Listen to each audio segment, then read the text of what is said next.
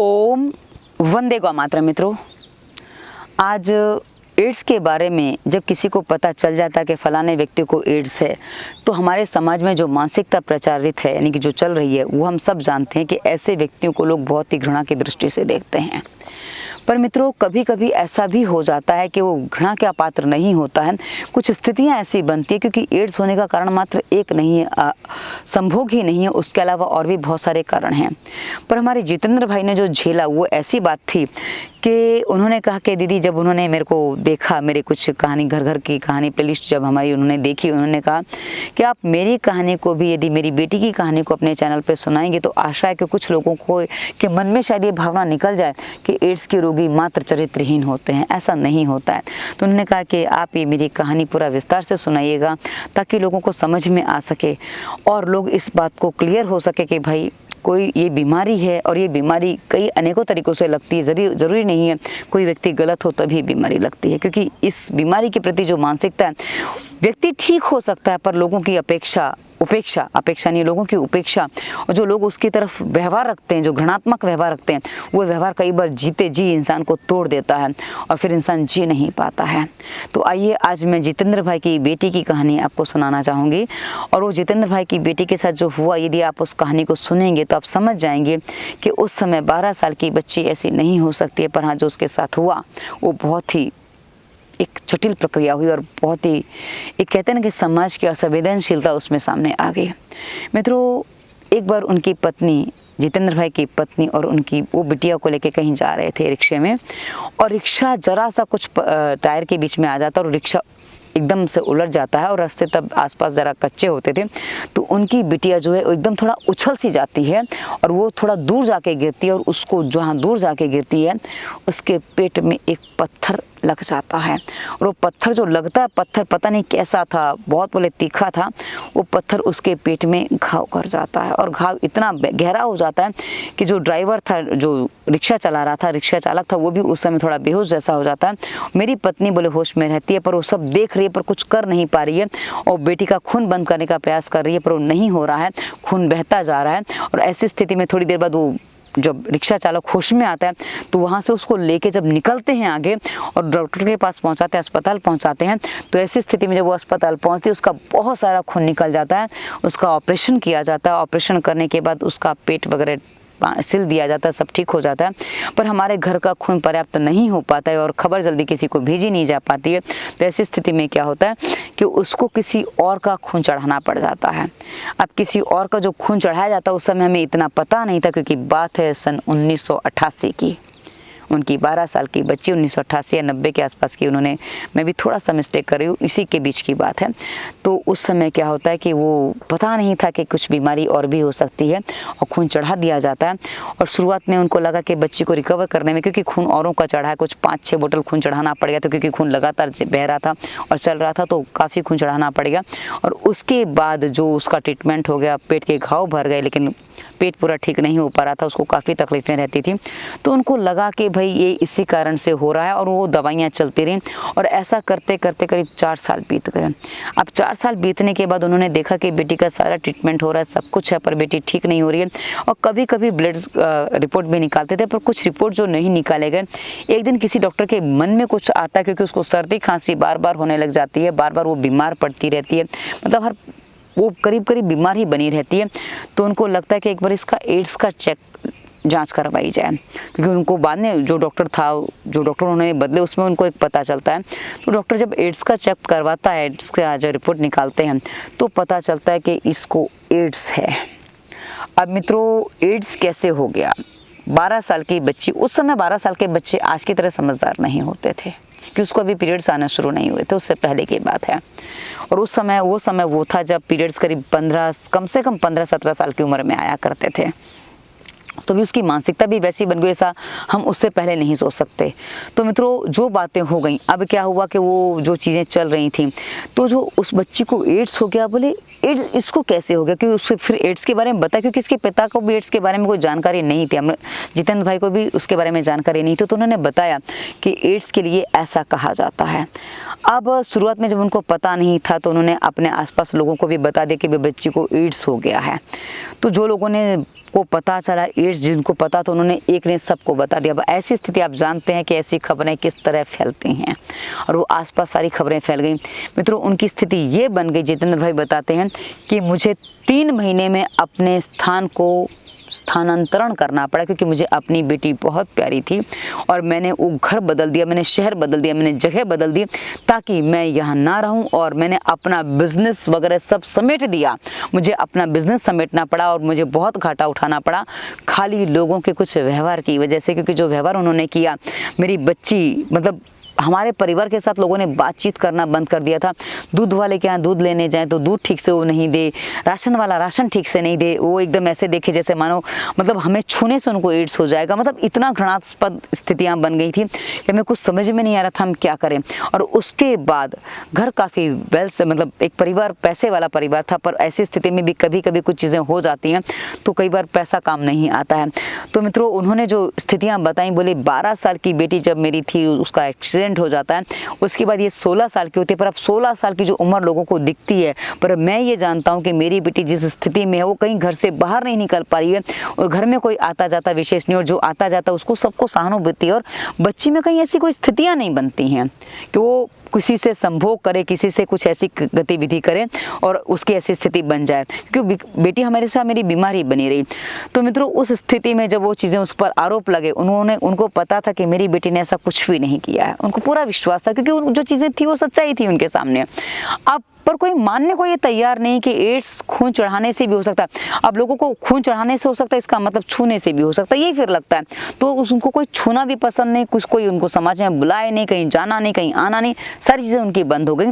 तो ऐसी स्थिति में उन्होंने अपना शहर बदल दिया। अब आप सोच सकते हैं कि एक पिता कितना परेशान होगा, एक अपने घर में परेशान है, बिजनेस भी ठप होने जा रहा है उसमें परेशान है, आसपास के लोगों का स्वभाव परेशान कर रहा है, रिश्तेदारों का स्वभाव परेशान कर रहा है, और उन्होंने अपना घर बदल दिया, अपना स्थान बदल दिया, और दूसरे शहर पहुंच जाते हैं। और जहाँ दूसरे शहर पहुंचते हैं ना, वहाँ वो किसी को कुछ नहीं बताते, एक घर खरीदते हैं, और उस घर में सब लोग मतलब एक से गुमसुम रहते हैं, एकदम चुपचाप के घर से, कि नौकर तक घर में को इतने समर्पित थे कि नौकर भी साथ में जाने को तैयार हो जाते हैं, 2 नौकर साथ में जाने को तैयार हो जाते हैं, 3 नौकर छूट जाते हैं।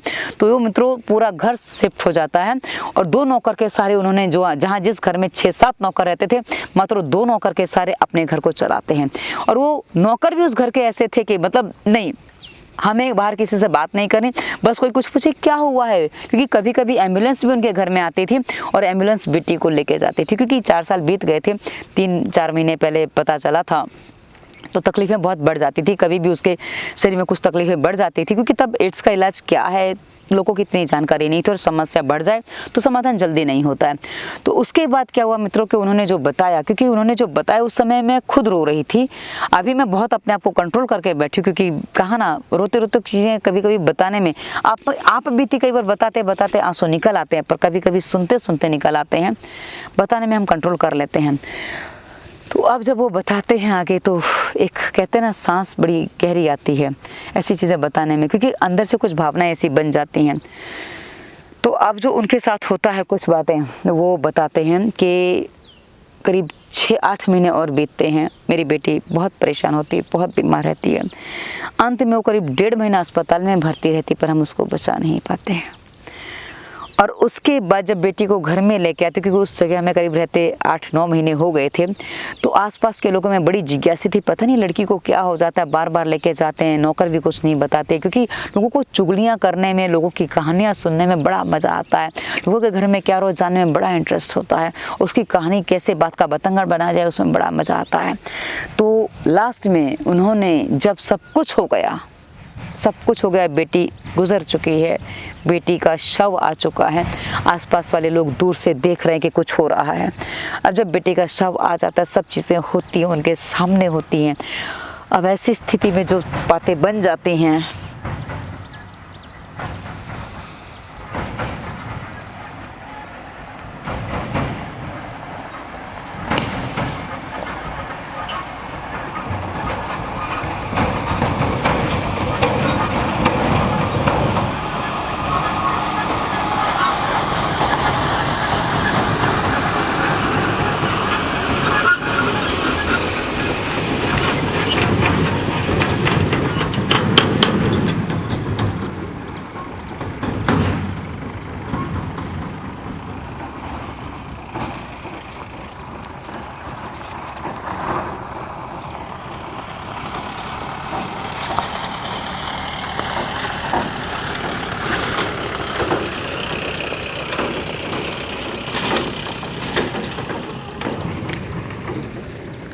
तो अड़ोसी पड़ोसी सब उनसे मिलने आते हैं, उनके घर में देखने आते हैं। उनको एक कहते हैं ना, लोगों को बहुत ज़्यादा आकर्षण होता है। तो उन्होंने कहा कि आप लोग बहुत जिज्ञासु हैं ये जानने के लिए कि मेरे घर में क्या हुआ, मेरी बेटी को क्या हुआ था। ये जो गुजर गई है, जिसका शव आप देख रहे हैं, ये मेरी बेटी है। और ये मेरी बेटी, इसको जो बीमारी थी, मैं उसका नाम भी आपको बता दूं, इसको एड्स था। सब एकदम ऐसे हैं, एड्स था। जिसको जानकारी थी उन्होंने खाना फूसी चालू हो जाती है। तो बोले पर इसको एड्स क्यों हुआ, किसी ने कभी समझने का प्रयास नहीं किया। लोगों ने बस इसको चरित्रहीन मान लिया। मेरी बेटी को न जाने कैसे कैसे क्या क्या शब्द कहे गए, और इसलिए जब हम यहाँ शिफ्ट हुए हमने किसी को कुछ नहीं बताया, क्योंकि आप भी हमारे साथ वैसा ही व्यवहार करते जैसा हम जहाँ पहले रहते थे हमारे साथ हुआ था। हमारा व्यापार सब कुछ हमें ठप करके हमें एक जगह से दूसरी जगह शिफ्ट होना पड़े। हम जहाँ हमारे घर में 5-5, 6-6 नौकर रहते थे, हमारे घर में 2 नौकर से हमारा अब काम चल रहा है, क्योंकि हम किसी और को रख नहीं सकते, बाकी नौकर हमारे आ नहीं पाए। और तब नौकर समर्पित होते थे तो इस तरह चले जाते थे। उन्होंने स्पष्ट किया कि यदि लोग थोड़ा सा विषय वस्तु को समझ पाते कि मेरी बेटी चरित्रहीन नहीं है, उसको खून चढ़ाने से स्थिति आई है, तो हमारे समाज में जो अपमान हमारा वो नहीं होता, और आज हम इस तरह जो आज वर्तमान स्थिति में हम नहीं पहुंचते। तो विषय क्या बनता है मित्रों, हम कई बार कुछ बातों को समझे बिना मात्र दोषारोपण करते हैं, आरोप लगा देते हैं कि अरे इसने ऐसा कर दिया, वैसा कर दिया, इसको ये रोग है, इसको वो रोग है, ऐसा है, इसके कारण से ऐसा रोग होता है, और लोग उसके तरफ जो घृणा का भाव बना लेते हैं, वो नहीं बनाना चाहिए।